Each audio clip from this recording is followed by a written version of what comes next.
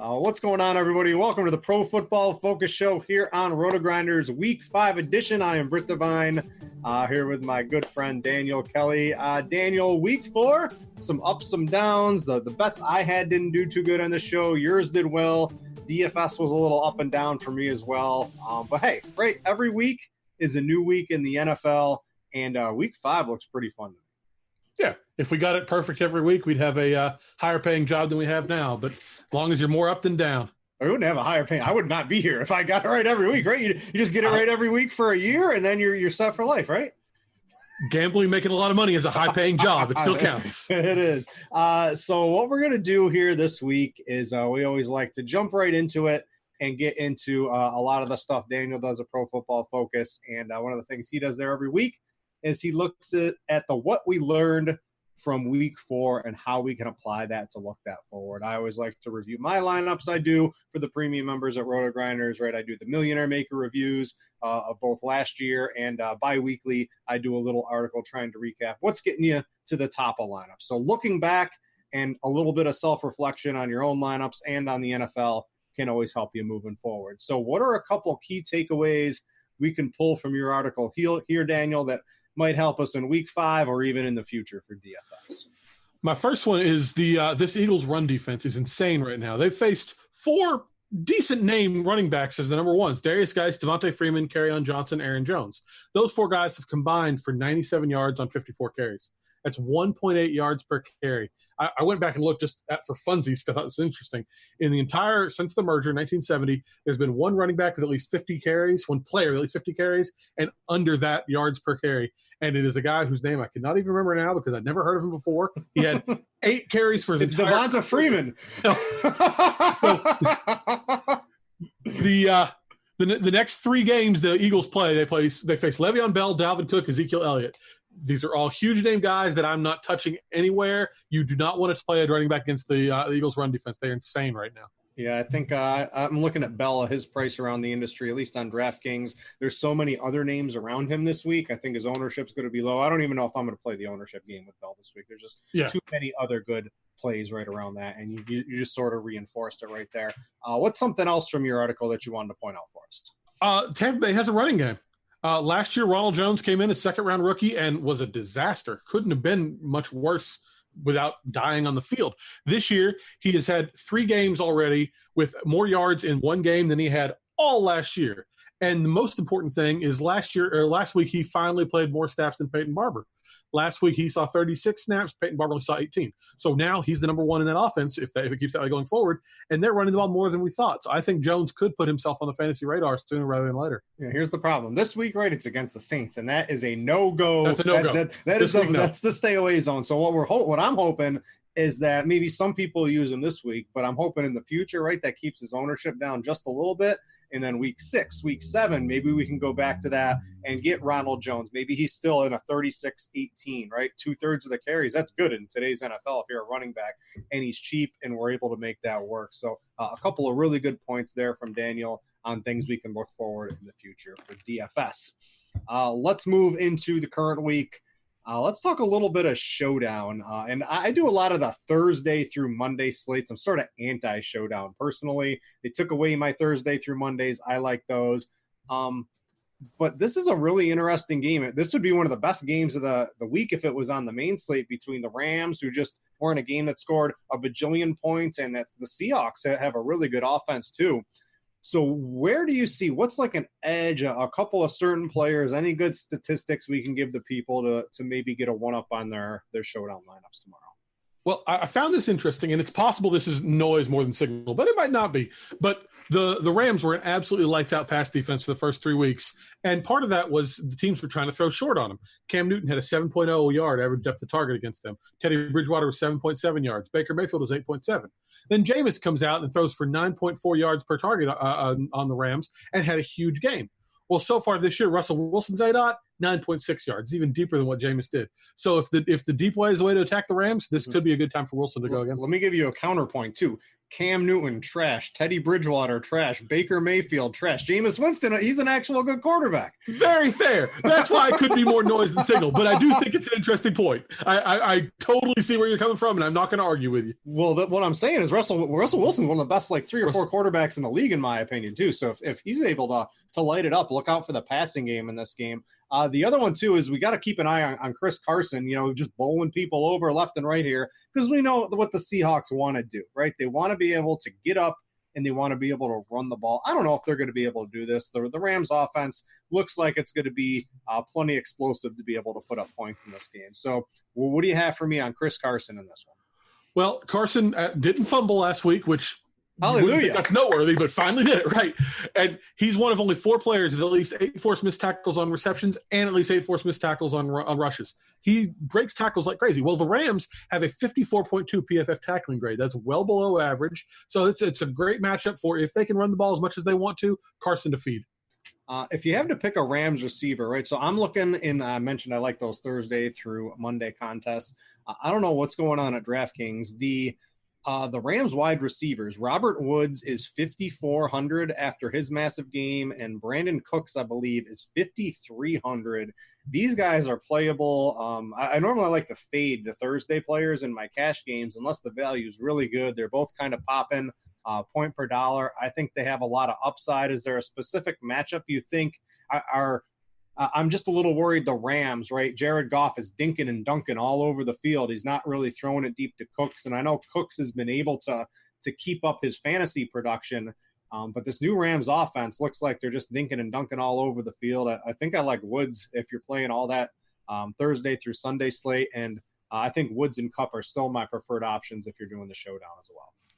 I think, you can't go wrong with Kupp right now. He's insane. We'll talk more about that when we talk about Scott's expected fantasy piece later in the show. Mm-hmm. But look, coming into last week, it was Woods. I called him one piece. He was like the anti-Goldilocks because Kupp was having more success in these little dink and dunk short plays. Cooks was getting all the chunk plays. Woods wasn't quite as shallow as Kupp, wasn't quite as deep as Cooks, and he wasn't doing anything.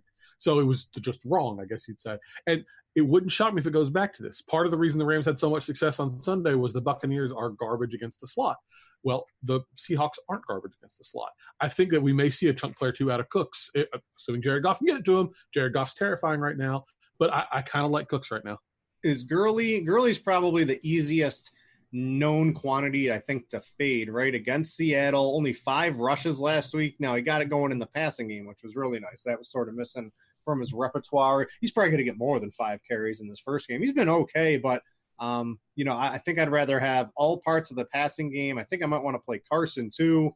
I think Gurley would probably be the one guy I'm most interested in at least having lower exposure to out of the studs. Yeah, especially when we're playing the Thursday to Sunday when you've got the Colts and the Chiefs and the 40. A short week. Gurley, there's no way he gets a big workload. Right. Yeah. So I think that's a quick little showdown. If you want more stuff on that, and you're a premium member, we always got all kinds of stuff for you. That and PFF, right? We had Kevin Cole. He was like, hey, let's go to PFF. He does it for you guys over there too. So you can check out the. We call it Slate IQ. He's got a great article over there. Yes, he goes super deep. It's crazy. Yeah. So let's jump into. I gotta make a couple of my bets a little bit better than last. I had the Cowboys, and if you would have told me, right, the Cowboys lost to the Saints and the Saints didn't score a touchdown, I would have thought you were crazy. But that's what happened because Jason Garrett decided to roll back the clock to 2015 and slam Ezekiel Elliott up the middle 15 times against the team that we just said is a no-go against the run game. So I think maybe I ran bad on that, but hey, right? If you lose a bet, you always run bad. At least that's what you got to say in this in this business. So I'm coming back with a couple. Maybe it's fishy, right? But this Pats minus 15. Greenline doesn't agree. Greenline agrees with me on my other one. Greenline disagrees with me on this one. I can pull it up here. I don't want to give away what it is, so I'll pull it up in a second. But if the Giants can go in and beat Washington by more than 15, the Redskins, what's their quarterback plan? Directly from the head coach. We don't have one. I mean, what do you think Bill Belichick is going to do to a team that's falling apart at the seams, has no plan? I just see the Patriots steamrolling them. Of course, a late touchdown, a late field goal or something. Weird things happen in the fourth quarter of these games. But I think Belichick's after what happened, right, with Brady throwing the pick and then a special teams touchdown. I don't think he's going to let that happen again. And I think the Pats just kind of roll away with this one. So this is anti-green line. Do you have a take on that game? Well, I agreed with you on that Cowboys take last week, but what I did on the show was I was like, if you're wrong, here's how it would go. And I was wrong, but I was right. In this one, if you're wrong, I have no idea how that happens. I can't there's a way, I guess, Washington have, maybe Chris Thompson breaks something. You'd have to come up with the weirdest scenarios for it to come out. I can't give you a scenario. I mean, so Keenum's in a walking boot. Colt McCoy is Colt McCoy. He's probably going to start. Dwayne Haskins looked like absolute garbage. There's no way they can play him. I mean, it's sacrificial lambs at quarterback out there. Yeah, I don't know what they're doing other than failing right now. And I mean, you got to feel bad for some of the guys there, but I just don't see how they can compete. Meanwhile, the Patriots have the easiest schedule you've ever seen. This has been an amazing run, and it doesn't even end yet. They still have an easy schedule. Yeah, if you're looking for the easiest way to add fantasy points to like your season-long team, and you play in a league with defense, trade for the Patriots defense. Seriously, because there's no cheaper way to add actual points to your league. I think for the next couple of weeks. All right, what are a couple teams you're looking at for bets this week? I think we're both fishes with these huge favorites right now. Yeah, I feel terrible about it, but I've got the Eagles minus 14. The Jets quarterback is either going to be Luke Falk, who looked basically like Dwayne Haskins, or Sam Darnold, who one hit and his spleen might explode. It's down to 13.5. This is going to kind of go, if Darnold's in this, right? I think I'd want to wait, right, to find out who the starting quarterback. I don't want to bet this and Darnold comes in and it drops to like 12 and I'm getting the bad side of it, right? I think this is going to go with the other game I'm going to talk about. I think I might want to wait on this one. Right? I can see that. I'm pretty sure I would bet Philly no matter who the quarterback is, but if you can get those few extra points and the line drops, I'm fine with that. But the Jets' one weapon is Le'Veon Bell, and we just talked about it. You can't run in the Eagles. I don't know how they put up any points in this game. Yeah, Luke Falk is he's just, I mean, it's bad when he's your quarterback in an NFL franchise. There's got to be better quarterbacks than Luke Falk somewhere out there in the entire universe. So the other one, I don't know if you guys could have guessed who I was talking about, but it's the Titans. They're currently -3, and this kind of hinges on Josh Allen. I think it opened at -1. If Josh Allen's out, right, the market's at 3. Greenline has this at -4, so Greenline agrees with me on this one pretty hard. I don't think Matt Barkley is going to be able to do much against the Titans on the road. I think the Titans have enough offense to sort of grind out a victory pretty easily. I think 4.5 is probably even good. That's sort of what I would have it at. I see this at 3. The one thing I don't want to do is bet it at 3, and then Josh Allen comes in and it moves a little bit closer to a pick'em. So this is one I would wait on if Allen is ruled out and the line stays around 3. I think I like the Titans quite a bit in this one. So that's one I like. I think you can even take the under. The under is really low, and I know Greenline likes the over a little bit, but both of these defenses, the Bills' offense is going to be absolutely anemic without Josh Allen, and the Titans, they'll be able to score 17 or 20, but I don't see the Bills even putting up remotely even like more than 13 or something like that. So I think you could take the under on this one as well. All right, we'll get out of our bets. You got one final one for us here. I like the Packers covered against Dallas. We saw it's sort of the example of are they who we thought they were, because the Packers had a great defense weeks 1 through 3, ran into a good offense in the Eagles and struggled. Dallas had a great offense weeks 1 through 3, ran into a good defense and struggled. So which one was for real? Well, the Packers, for me, they gave up a lot of touchdowns to Carson Wentz, but it was still only 160 passing yards. So I think that defense is legit. Meanwhile, the Cowboys terrified me. That offense looked so scary in week 4 that I'm thinking the Packers kind of rolled them as road dogs in this one. Yeah, you got to hope that maybe Jason Garrett and they changed their offense back to what was working. I don't know why they decided to do what they did in New Orleans. It didn't really make a lot of sense to me. I'm still pissed I lost that bet from last week. But, hey, I like the Packers quite a bit here as well. I think that offense, even without Devontae Adams, no Devontae Adams doesn't scare you at all, right? No. I'll get into that when we talk about tight ends, as a spoiler alert, but no, it doesn't scare me. All right, let's get into this week of DFS. We always like to start at the quarterback position.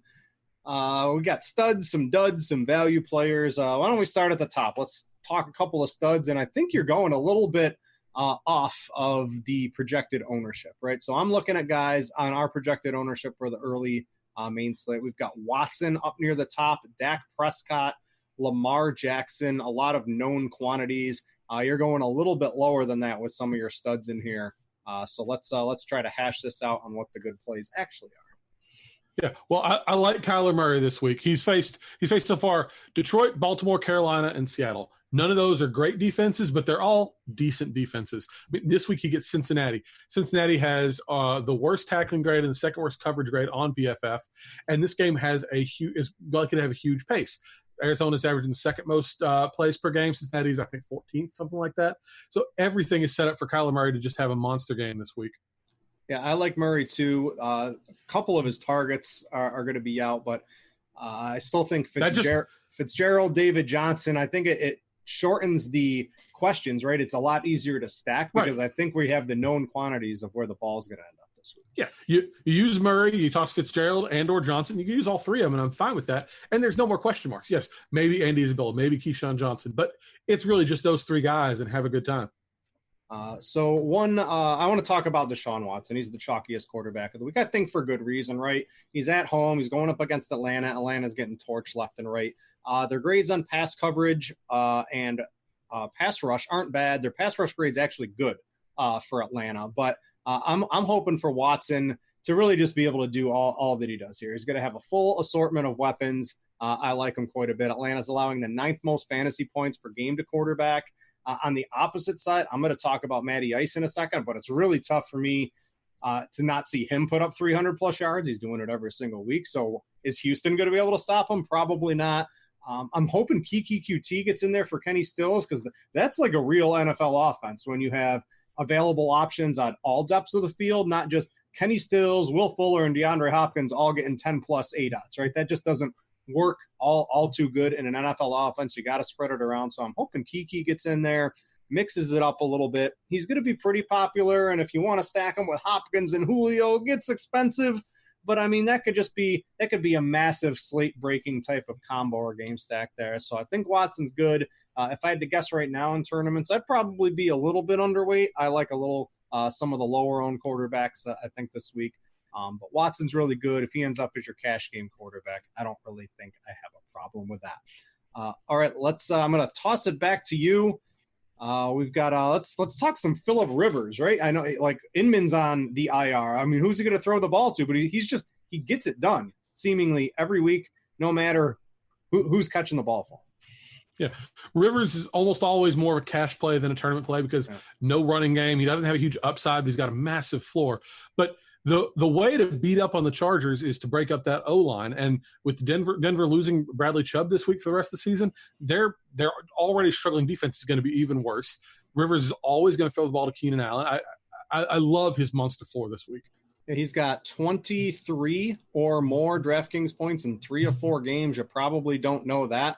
And that's, like you said, with no rushing, his highest on the season's 12, which is actually pretty high for Phillip Rivers in a single game getting 12 rushing yards. But the 300-yard bonus, he's hit that in 3 out of 4 games. He's like Matty Ice, right? He's going to get you the 300 yards. Keenan Allen, he should have had even more on that Keenan Allen play last week. I'm still tilting about that touchdown. Pass interference, I mean, they give you pass interference replays to get the call right. And then when they don't get it right, it's really frustrating. But, yeah, I like Rivers, and Rivers is coming in. I'm scrolling 3% own this week. So if you want to play him in DFS, I still think – what do you think is going to happen with this running back game? Do you think you can still play him with Eckler, still play him with Keenan Allen? I have no issue playing with Eckler at least this week because I just can't imagine they come in and give Melvin Gordon that full run straight away. Mm-hmm. And Eckler for all, he's a pass catching back. So I could see a Rivers Eckler stack working in a game with Denver struggled to stop running backs. I think maybe down the road we have to worry about it a little bit, but this week, no issue. All right. I'm going to talk about Matty Ice because he's someone I really like. Devin, if you want to pop up the screen share here, I'll give you a little spiel on why I want to talk about Matty Ice. So 8 straight games of at least 3 total touchdowns or a 300-yard bonus. Those are all things that really play well on DraftKings. The Texans defense, if you go to our tool, Gridiron IQ, I don't have that game pulled up, but they're basically all green, the Texans defense in pass defense, which is when you see a defense in all green, that lights up like Christmas, that taking offensive players in the passing game from that is generally good here. So they got the 27th in coverage grade on PFF, but third on pass rush grade. So maybe you're worried about the pass rush. Good news, Ryan, been respectable under pressure this year. If you look at GIQ, he's inside, right? That's always where Matt Ryan does good. One of the things for season long and best ball, right? Why did I like a lot of Matt Ryan? 13 indoor games this year. It's really hard to pass that up. This week's no different. And then if you look at the wide receiver cornerback chart on Pro Football Focus, sort by advantage, I've got Julio Jones with the third best. I've got Calvin Ridley with the eighth best. So 2 of the top 8 advantage matchups, wide receiver, cornerback. How does Matty Ice fail? You're getting him at a half or a third of the ownership of Deshaun Watson. I much prefer the Atlanta side in this game. You can get some good targets to shoot it out with. It comes a little cheaper. You get lower ownership, and I think it has just as much upside too. So Matty Ice, if he's going to be 5 or 6% owned that we currently have, I'm going to be doubling or even tripling that in tournaments this week. Yeah, neither one of these situations is a shadow situation. So Julio and Ridley are both going to see plenty of Lonnie Johnson and Jonathan Joseph. Jonathan Joseph is tied for the most receptions allowed by any cornerback this year. This is going to be a pepper these receivers game and just let's see the points add up. Yeah, I think the ownership's probably going to creep up a little bit, maybe like 7 or 8%, but I'm still, if I got a double or even triple that, I have like 15 to 20% of Matty Ice. I really like that. Just, he's not going to be the reason I lose money in DFS this week, I think, if I use him as my quarterback. All right, let's get a couple of value plays. Let's talk the Red Rifle, Andy Dalton. I mean, that game, Island game, looked absolutely horrible. John Ross is gone now. How on earth can we use Andy Dalton? I'm joking. Of course, that's part of the virtue is everyone's going to be off him after that game. And I'm not big on these soft actors thing, but man, Dalton always struggles in the primetime games. We know that. Well, he's still, even after that game, with as bad as that game was, he is top 10 in the year in dropbacks, attempts, completions, passing yards. He's having a fine fantasy season, especially for Andy Dalton. And like I said, when I talk about Kyler Murray, this game's going to be at a big pace. He's going to get a lot of chances to put up points. Tyler Boyd's still going to be around and rack up a bunch of targets. Auden Date has come out of nowhere to have, 14 targets the last 2 weeks? They've got weapons still. Tyler Eifert is a tight end playing against Arizona. Woo. There's going to be ways for them to score points. You mentioned Auden Tate, one of the most popular receivers this week because he's just $3,500 on DraftKings. Of course. So people are going to be jamming him in, and I think for good reason against anybody against the Cardinals, especially tight ends. We'll talk about that in a minute. But, yeah, I think Auden Tate and Andy Dalton in tournaments, right? You can pair him with Tyler Boyd. You got Tate, you got Eifert, and I think you can play Mixon too, right? So you just kind of rotate those around some GPP targets, run it back with Fitz or David Johnson, and you got yourself a pretty good tournament team, in my opinion. You also have Mason Rudolph in here. So one of the things, Josh ADHD, he was tweeting out, he does all these fancy tools for us, right? The ADOT of Mason Rudolph, I called the Steelers the Saints North because it's check down, it's all this other stuff, and it's a little worrisome. What game plan are they actually going to run out against the Ravens? They're going to try to do this Wildcat again? Who knows? Probably not against a divisional team, but you never know what they're really doing here. So what has you liking Mason Rudolph? He's going to be really low owned. He's got some, he's got Connor and Samuels and Juju and Washington, Deontay Johnson, and Vance McDonald's back, right? There's really good skill position players around.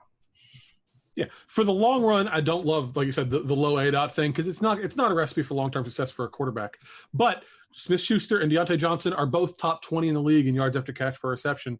And the fun thing is Mason Rudolph has the lowest percentage of his yards coming before the catch. 30% of his yards are coming before the catch, which means 70% of his yards are coming after the catch. But no team in the league is allowing more yards after the catch than the Ravens at 668 yards. So long term, I think this will come back to bite Rudolph, but this week it is the exact perfect recipe. Receivers who can do a lot after the catch, a defense that can't stop you after the catch. The one other quarterback I want to talk about, he's going to be mildly popular, is, of course, Jameis Winston, the winner of millions, at least his targets, Chris Godwin. I think Goff ended up winning the Millionaire Maker last week, if I recall. But Winston's he's going to be reasonably popular, but I still think he should be able to get it done. You don't run against the Saints. Hey, Zeke, why did he have like 36 yards? Because you don't run against the Saints. I don't think they're going to try to bang their head against the wall, trying to ram Ronald Jones up through the middle of the line for 1.5 yards a carry. Winston's going to be airing it out this game. I'm a little worried that without Drew Brees, right, it's a little slower of a game. It's a little more run-focused. There's a couple more stoppages in play and things like that. But I still think Winston should be able to light up Lattimore. Evans He can crush Lattimore. I like Godwin's matchup pretty well. It's really easy to figure out where the targets are going with Winston too. That's another one. I mean, we've been saying this a lot. The guys where you know exactly who to stack have such a built-in value there. Mm-hmm. And earlier we thought, Winston was going to have the Evans and the Godwin and the O.J. Howard. Well, we're not stacking with O.J. Howard now, so that really just brings it down to an easier equation. Yeah. O.J. Howard, he gone out of the player pool. He doesn't exist to me, I think, for the rest of the season. If O.J. Howard beats me some week, I will relook at that. But to me, O.J. Howard, he's usually not in my tournament. One of my worst calls of the year. All right, let's talk a couple of duds. We'll get on out of here to a new position. All right. Well, we talked a little bit about Dak Prescott, but I still trust the Green Bay defense. Jair Alexander has the second highest coverage grade in the league, and Dallas has one wide receiver you're scared of. Maybe we talk about Randall Cobb in a revenge game, but it's really just Amari Cooper. Toss Alexander on Cooper, and you're taking away Dak's main weapon. And then Minshew, he's getting it done. He's got a lot of swag. But this Panthers, you mentioned Kyler Murray went up against the Panthers. I mean, the Panthers' defense looks pretty good, especially in the pass game. So Minshew's cheap, and I'll always talk cheap quarterbacks because they allow you to do a lot more in DFS, but probably not the week to use Minshew. Yeah, the Panthers have the number 6 defense grade and the number 5 pass coverage grade. They're second in sacks. They've only allowed 190 passing yards per game, despite facing Kyler, Jared Goff, Jameis Winston, and Deshaun Watson. It's probably the best run of quarterbacks any team's faced so far. So I'm not using anybody against them, let alone the 6th-round rookie who is cool, but who knows? Yeah. All right, let's go to running back. Those are studs. We'll talk about some of those, the CMCs, the Zekes. But I think someone I'm really interested in is David Johnson. You've got some good stats. And this one just blew my mind, right? The Bengals have played 4 games. And let's lead off with this first statistic you got here. In 4 games, how many running backs have at least 14 points? 7 different running backs have put up 14 points. Games. How does that happen? 3 different 49ers. It is insane how many points they get up to running backs. So I think it's 3 of them have top 20. They're top 2 in yards allowed, the top 2 in touchdowns allowed, the top 2 in receptions allowed. And with all these other teams diversifying and attacking them from all these angles, all that's going to be concentrated back down to David Johnson this game because he's the only game in town for Arizona. He's going to have a monster game. Yeah, he is part of the team, Jan. If you can get McCaffrey and say David Johnson as your 2 bell cow running backs, I think you are on your way to a very strong performance this week. So I absolutely agree with David Johnson. I got no negativity, 100% all in on that play. You want to talk about Zeke too? Jordan Howard, right, just did this to Green Bay. Now, I think that if the Cowboys, right, if they go back to the game plan they used last week, I think it might work this week. So maybe this is the week you want to run the ball, Dallas, not last week. Right. It's Green Bay absolutely shut down everything about the Chicago offense in week 1. But if we take that game out of the equation, maybe that's fair, maybe that's not. But week 2 to week 4, backfields have averaged 234 yards and 2 touchdowns. That should be a 3-week total. And Green Bay is just absolutely getting feasted on by these backfields. Ezekiel Elliott might not have had the upside so far that we want out of him, but in this game, there's no reason to think he can't go off. Yeah, absolutely. I like that call quite a bit. One guy, of course, CMC, right? I feel like maybe I shouldn't even talk about CMC, but he's so good. He's playing every snap. How do you not want to play this dude in every single lineup you make? 33.9 DraftKings points last week at $8,800 or $87, and he drops 100. He puts up 34 points, and he takes $100 off the salary. I don't understand it, but that's how it works at DraftKings. He had 117 opportunities. That's rushes plus targets over the first 4 weeks, which is insane.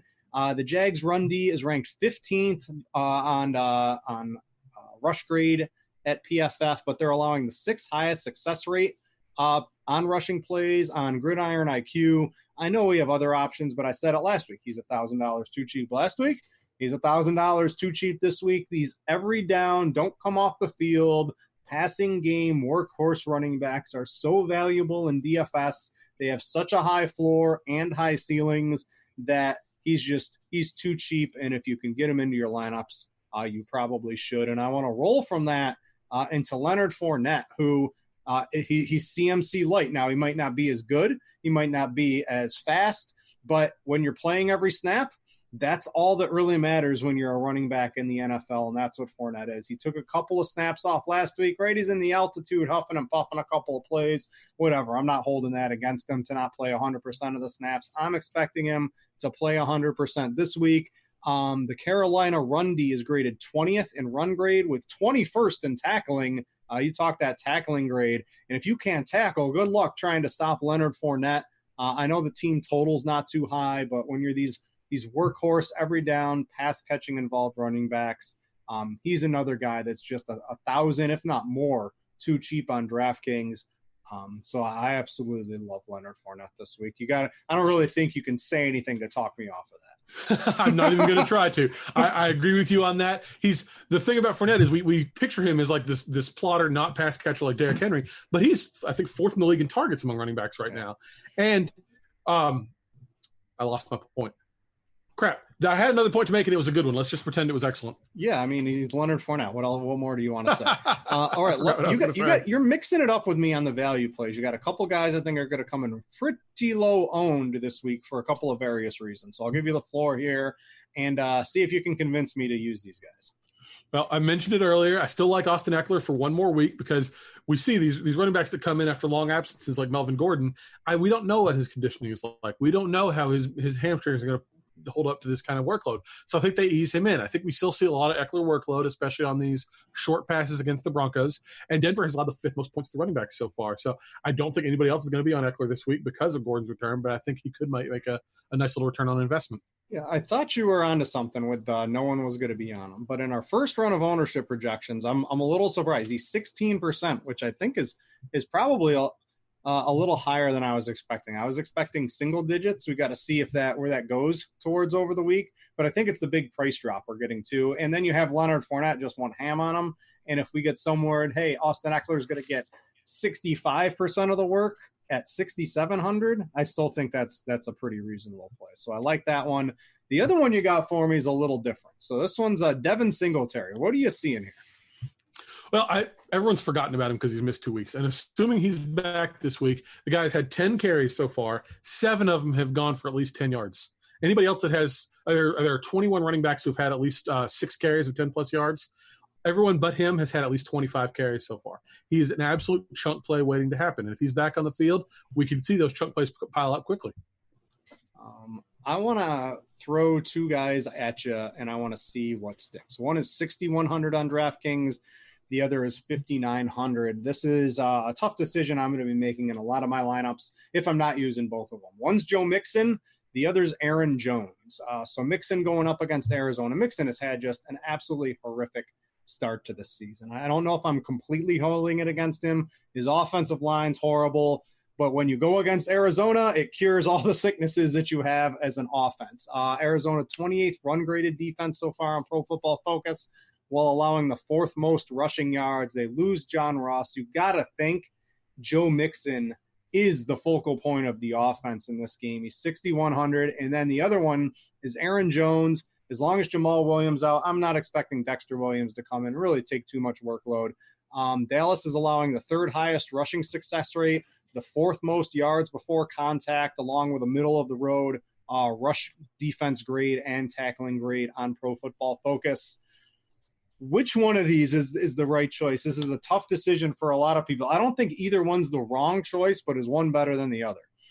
I think you got to go Aaron Jones on this one. I agree with everything you said on Mixon, and he could get unleashed this week, but we know what the Packers situation is with Aaron Jones. Everyone wants them to free Aaron Jones. Now they don't have a choice. Dexter Williams is just going to be there as an insurance policy. So all we've wanted is Aaron Jones to get the full workload. He's finally going to get it. Of those 2 guys, I'm definitely more on Jones than Mixon. You got any duds you're looking at? I think this kind of goes back to what you were talking about earlier.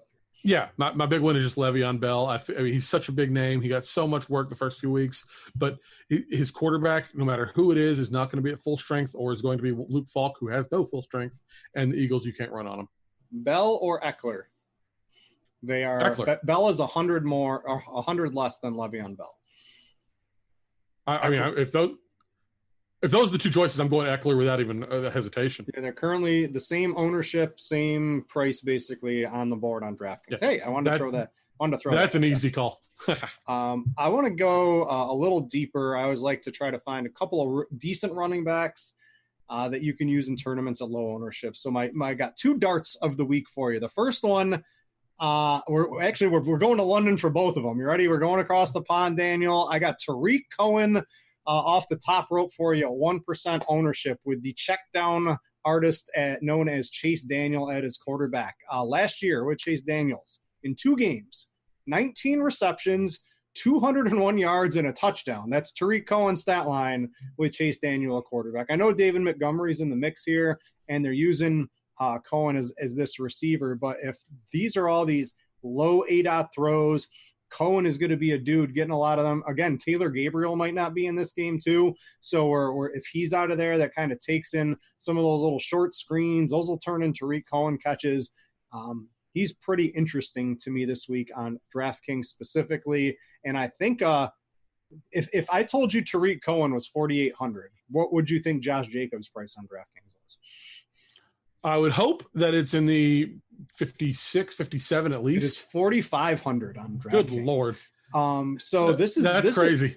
If the ownership looks really low, and because this is a night game over in London, right? This is on the main 1:00 slate. Josh Jacobs should not be 4,500. He is not drawing a lot of ownership in our first projections. He is currently sitting at, let me find Josh Jacobs, at 3%. 3%, Jamino, fix these numbers. He's not going to be 3% owned, but he's going to be high single digits for a $4,500. If the game script's going his way, right, every 20 touch, a couple of receptions to that is too cheap. And if he's coming in low owned, keep your eye on Josh Jacobs. I couldn't believe that $4,500 price, Daniel. Yeah, if he was expensive, he'd be terrified against the Bears. But a full-time back like that with the workload he's likely to get and saving money so you can spend it elsewhere, nothing wrong with that. Matchup seems tough. I think it just reduced the price too much. So if the game script works in his favor, sort of like last week, he had himself an okay game. And I think an okay game, if he falls into the end zone, right, he's at 15 to 20 fantasy points at 4,500. You're running to the bank on that in tournament. So keep an eye on that one. Anything else at running back, or you want to get to one of the main goods here? You want to jump into Scott's article? Yeah, we can move on to Scott. All right, let's get expected fantasy points up. This is what Scott does every week. And at some point, we thought Scott was going to be coming on next week, but we had to delay that a couple of weeks. Scott's going to be coming in. He's going to be pinch hitting for Daniel, and Daniel has to take care of some personal things in a couple of weeks coming up. But you look through this. You've been along the ride with Scott on this article for a long time. What are some plays really standing out to you here for this week? Well, I thought his note on Wayne Gallman was really interesting. Saquon Barkley's gone. Wayne Gallman is not Saquon Barkley, and we know that. That said, they used him like he was. He had the same number of carries that Barkley had in week 2. He had more targets, and he had just as many red zone opportunities as Barkley has had in all these weeks. Gallman is not going to ever carry the same upside that Barkley carries, but he's going to offer the same workload, and he's going to get close to that. And you're not going to ask for him to be the same. As long as he's getting close to Barkley's production, he's going to be worth it every week. So Gallman he's the anti-Josh Jacobs. He was 4,600 last week. He has a tough matchup now, and he's 5,400. This, should basically be what Josh Jacobs' price is. I think I'd probably still take Jacobs over Gallman because you're saving, $900 on DraftKings. But 5,400 for a workhorse every down running back. I know game script isn't in his favor, but if it does go his favor, you're getting he's under 10% owned right now. Pretty interesting play, right? Yeah, I think that strikes me. And because we're on Scott's piece, Josh Jacobs, good job, Scott. Because we're on Scott's piece, I remember the note I wanted to drop about Leonard Fournette earlier because my brain went crazy. All right. Fournette is at 518 yards in the year with no touchdowns. The next most yards without a touchdown is, I think, 340. So he is absolutely due to get some touchdowns in. And once you get all this yardage, you start scoring some touchdowns. That's why his value is going to be great. Yeah, there's a couple of guys. I got a tight end that hasn't scored a touchdown yet, where if he had gotten in the end zone once or twice, we would all be playing him this week. And because he hasn't scored a touchdown yet, nobody really wants to play him. So I think I know who you're talking about. Well, it hurts to talk about the guy's name right now.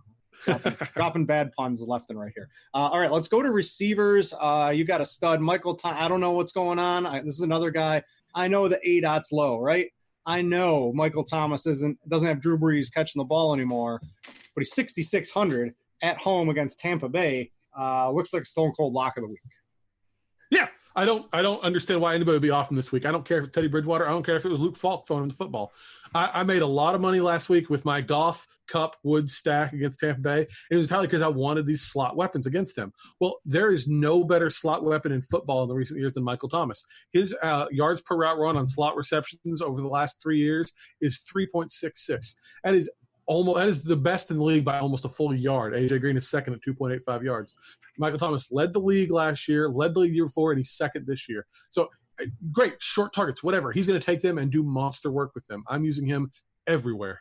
So I posed you this question. I don't know if you saw it. Tyler Boyd is the same price, and we've got the same ownership projections on these guys to start the week. Which one of these, if you had to, I don't know if you can afford both on like a cash team this week. You got to choose between one. Boyd looks pretty good as well. But if you use Boyd, do you really want to use Auden Tate in that same lineup? Who's going to be popular? I mean, do you just want all the passing game? You got to kind of think about this sometimes too. So I think I'm leaning Michael Thomas as it stands right now. I reserve to change my mind, but I think I'm probably going to end up with Thomas over Boyd. I'm on Thomas, and short of aliens coming down, I'm not changing my mind. I'm locked on that one. All right. Let me go to a couple of wide receivers I like. Of course, we got Julio. He's the lowest owned of all the studs out there. I already mentioned I love Matty Ice. So if you were looking, Keenan Allen's going to be popular again, right? We've got him at almost 30% ownership again. Hopkins is going to draw ownership because Watkins is going to be higher owned than Matt Ryan. We've got Chris Godwin with a lot of ownership. So if Julio's going to be out there with not a lot of ownership as I think probably the best stud receiver in the league right now, I will certainly make that swerve in tournaments. And that just sort of reinforces my Matty Ice take from earlier in the show as well. We've got this Adam Thielen squeaky wheel. So we've tried the shower narrative, right? That didn't work. Did you know there was a Bible study narrative between Will Dissly and Russell Wilson? I saw that. So we had that, and now we've got the squeaky wheel narrative going this week with Adam Thielen. We've got all these Stephon Diggs, absent from practice mysteriously Wednesday. He's wanted out of Minnesota, I think, for a little bit. He wants to get into a team that wants to kind of throw the ball. I don't think it's going to be this week. But Adam Thielen was barking after that game. Giants D 30th, only behind the Bengals and Dolphins in pass coverage grade at PFF. Do you think they get him the ball, or are they just going to be like, Adam, we know you're mad, but guess what? We're going to win this game, and we're just going to run the ball because that's what we're going to do. I've got to think they make a point to get him the ball. You were talking about the Falcons having two of the top 8 wide receiver quarterback matchup situations. The Vikings have number 1 and number 2. So, I mean, it's a perfect setup, assuming they throw the ball at all. And after that talk, they need to keep him happy. That Cousins-Thielen connection, if they're going to go anywhere, that connection has to work a little bit. They can't just give the ball to Dalvin Cook every time. So I think it's going to be a Thielen week this week. All right, let's talk Auden Tate here. Give me the spiel. What is some people out there that listen to the pod? They don't know what an Auden Tate is. So tell them what an Auden Tate is, and then tell them if he's a good playable option for us this week. Auden Tate came out of nowhere last week. I didn't see it coming, and he came out and had a big game. And then he followed it up in week 4, did the same thing again. Across the 2 weeks combined, he's 10 for 14, 138 yards. And Arizona this week has allowed a higher percentage of explosive pass plays. That's plays of 20 or more yards than any team but Miami. 20.6% of the pass plays against them have gone for 20 yards. That is a huge percentage. Tate's with Ross gone, with Green still out, there's not a lot of options left, and Tate is rising up the target board. Here's what we're going to do. We're going to tell the people, just imagine Auden Tate pretend he's a tight end because he looks like a tight end. Absolutely. When he's out in the field. And what do tight ends do against Arizona? They get a lot of fantasy points. So, hey, just think of him as a tight end this week in your wide receiver spot and take a long look at Auden Tate. I think he's going to end up being pretty popular in just about all formats. And you got another interesting one. I talked about Tariq Cohen, but we got the backup narrative and the low ADOT narrative here. Javon Wims out of nowhere last week. I mean, this is like an ultra deep tournament sleeper for your 1 in 150s. This is just an absolute deep dive, but he had 56 yards with Chase Daniel in there after having done all this work in the practice field with Chase Daniel as the backups. And with, like you said, Taylor Gabriel's still out. If they don't use Tariq Cohen in those short things, it's going to be Wims getting the ball. Anthony Miller's not doing anything. So I could see him having a decent game. I'm not over the moon for him, not 100% locking him in or anything, but I do think he's a name worth keeping an eye on. All right. Let's hash out the Tampa Bay wide receivers. If you got to pick between one, and if you're using Winston, you can make lineups with Winston with one of them, or you can use both and run it back with Thomas or Kamara. Now that gets really expensive if you do that, but you can fit in some lower price guys to make that lineup work today. But if you're forced to pick a Tampa Bay wide receiver, Which one? I think they're pretty equal. I'm leaning Evans this week if I got to choose one. I'm leaning Godwin just barely. We've seen Evans go up against Marshawn Lattimore, I think 4 times, and 3 times Lattimore's gotten the better side of that. Not by a lot. Evans is not a bad play. I don't think you're making a mistake here. But if I had to pick one over the other, I'd probably go Godwin just slightly. New Orleans allowing the 6th highest amount of 20-plus yard targets this year. Sign me up for Mike Evans. I know that matchup. It was a P.J. Lattimore in the slot, something like that, I think, for New Orleans. P.J. Williams. Yeah, P.J. Williams. Not good either. I know Lattimore has a pretty bad grade for the Saints as well this year too. So I think it's a pretty tasty matchup. Just hope the Saints are able to maybe get a couple, maybe they actually throw the ball more than 5 yards down the field and are able to put up some points in this game. Another guy I like who I don't see a lot of ownership. If I told you there was a wide receiver out there who has, let me pull him up here. One, he's 4,900 on DraftKings. He has 9, 7, 7, and 8 targets with 3 plus 13 fantasy point games, with 2 of those games being 22 and 24 fantasy points. And nobody wants to roster him this week. This sounds like a good tournament play. I think the problem is stupid quarterbacks, Joe Flacco. I'm talking about Cortland Sutton. You can mix in Emmanuel Sanders. He's just 5,100 as well in this game. I know it's against the Chargers, and the Chargers on paper have some decent quarterbacks, but I mean, it's a really close, compact target tree in Denver. It's Sanders, it's Sutton, Fant's going to get a couple, Lindsey's going to get a couple, Royce Freeman's going to get a couple. But when Flacco goes back to pass, and I think he's going to have to, because I like the Chargers to put up points in this game, Denver's season is just slowly washing away. These guys need to prove, Emmanuel Sanders, he wants to get traded. Sutton's going to rise into like a number 1 receiver. I can't believe he's just 4,900 on DK this week. Yeah, he's fascinating. I wrote, even when Flacco joined the team, he actually works, what Flacco has done the last few years works well with Sutton. He has the 2nd highest percentage of touchdowns going on deep balls, and that's Sutton's game. So it's still Joe Flacco. It's still a risk, but I like everything you're saying about Sutton. Sutton currently at, I'm scrolling. I found them at 3% ownership. That sounds pretty good. That sounds nice. Pretty good. It'll go up a little bit, but not too much. I like him as a low-owned dart play. Another guy, Will Fuller, air yards king. At some point it's coming.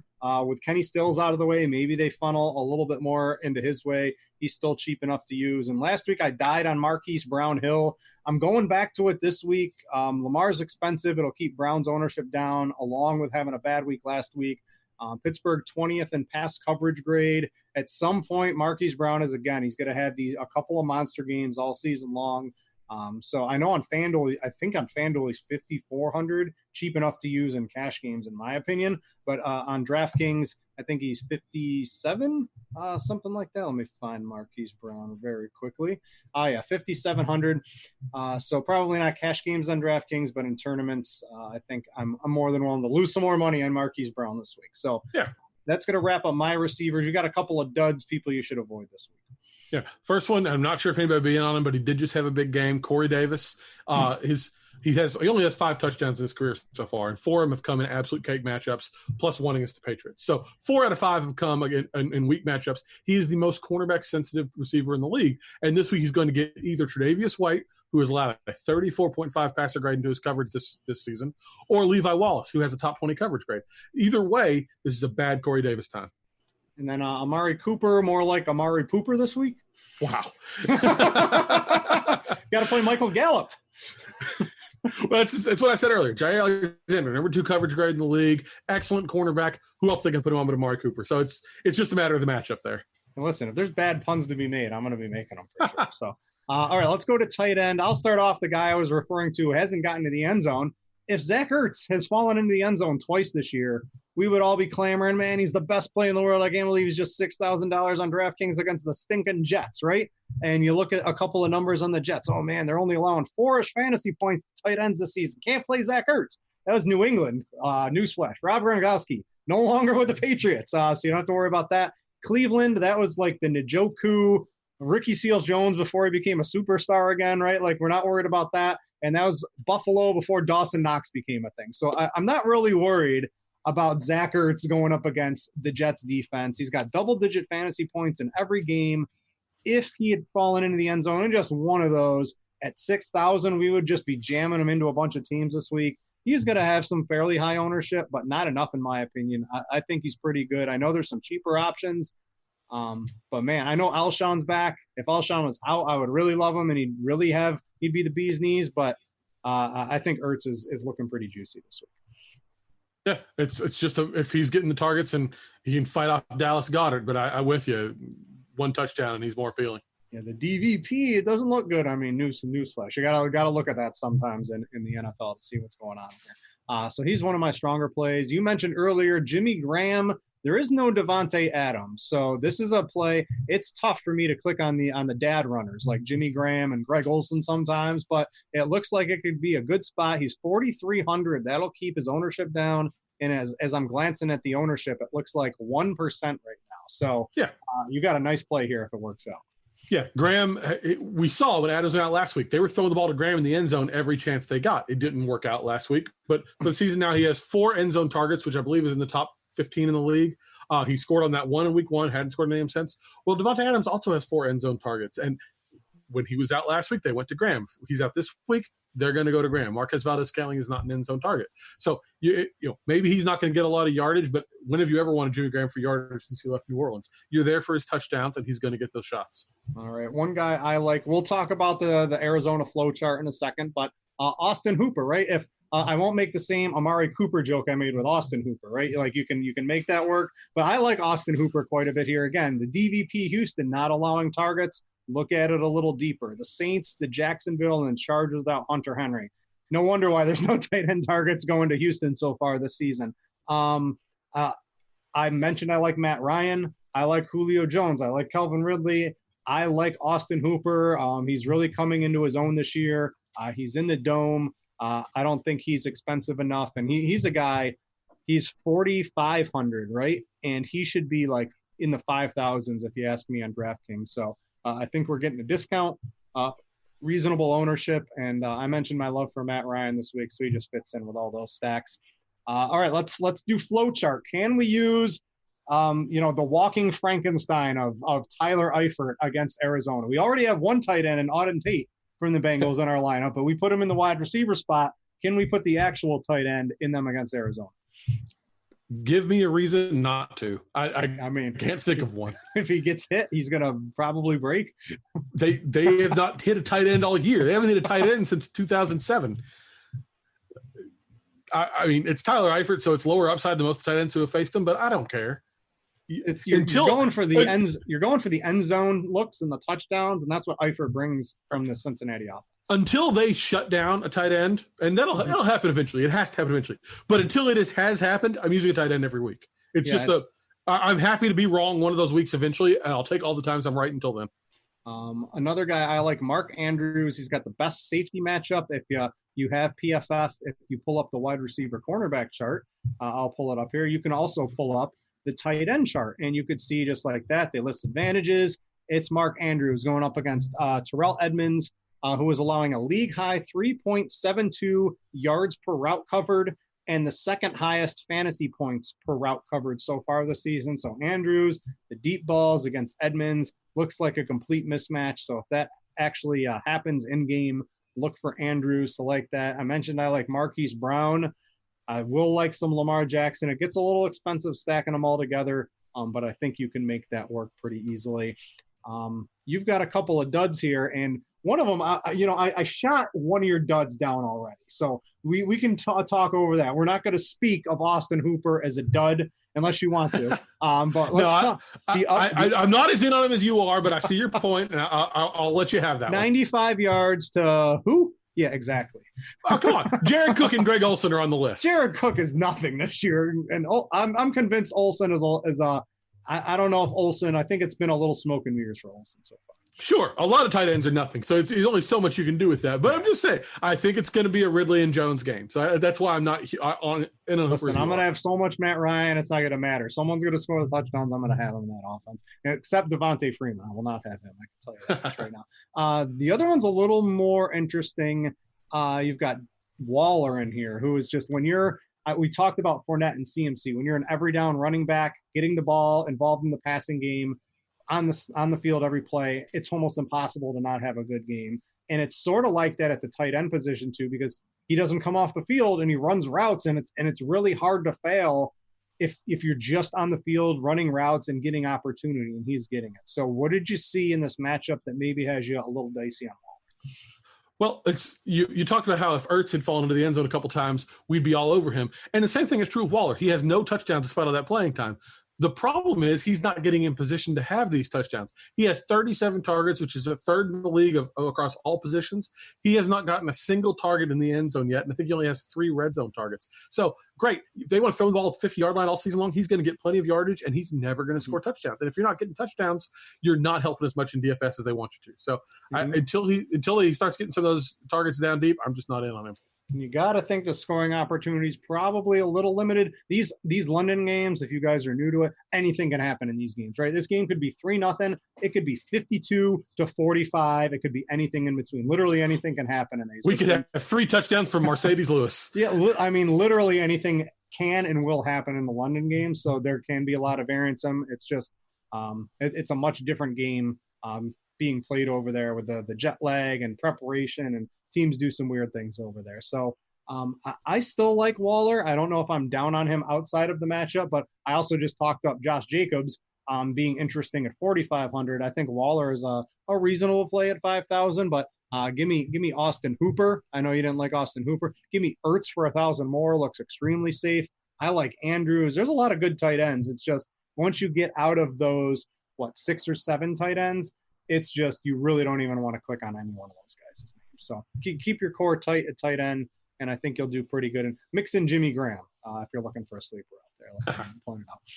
All right, I think that's going to do it for week 5 of the Pro Football Focus Show. Thanks to all you guys for watching and listening. We really appreciate it here. Go check out Daniel's work at Pro Football Focus, Scott's work at Pro Football Focus, all the other cool stuff. If you want premium stats that you can only get, if you want to get all those team grades we were talking about and stuff like that, they got a nice, easy sheet for you to look at all that, along with all the individual player grades, matchup charts, fantasy articles, anything you could want or need. If you can't find it here on RotoGrinders, you can probably find it on Pro Football Focus. That's going to do it, Daniel. It's been fun. By the way, what's this cat been doing the whole show, dude? I was wondering if you could pick up with that. My wife got a new kitten last week, and it's been everywhere. I've heard of jingling toys. I've been having fun. What's his name? His name is Leroy, because we have another cat named Stitch. So Leroy and Stitch was the sequel. All right. Well, say hi to Leroy. He's been entertaining. I've been watching him behind the scenes on the whole show. Yeah, thanks for you and Leroy joining the show, and thanks to everyone out there for watching. I'm Brit, and we out. Have a good one.